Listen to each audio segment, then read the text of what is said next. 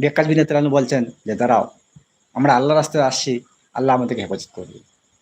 আমি 2 রাকাত নামাজ পড়ে নদীর উপর দিয়ে ঘোড়া চালিয়ে দেব, তোমরা আমার পিছনে পিছনে আসবে। তো 2 রাকাত নামাজ পড়ে শুধু ঘোড়া চালিয়ে দিয়েছিল, খোদা পাকের কসমকে বললে ভুল হবে না। সেই সময় দাজলা নদীটা 63 কিলোমিটার শুধু চওড়াই ছিল। 10,000 সাহাবাদের জামাত দাজলা নদীর উপর দিয়ে পার হয়ে চলে গিয়েছিল। একটা ঘোড়া খুরকে আল্লাহ পাক পানিতে ভিজতে দেন। পানির হিম্মত হয়নি 10,000 সাহাবাদের ঘোড়া একটা খুরকে পানিতে ভিজায়। পানির হিম্মত হয়নি। 10,000 সাহাবাদের জামাত দাজলা নদীর উপর দিয়ে পার হয়ে চলে গেছিল ঘোড়া নিয়ে। ঘোড়ার একটা খুরকে আল্লাহ পাক পানিতে ভিজতে দেন। পানির হিম্মত হয়নি।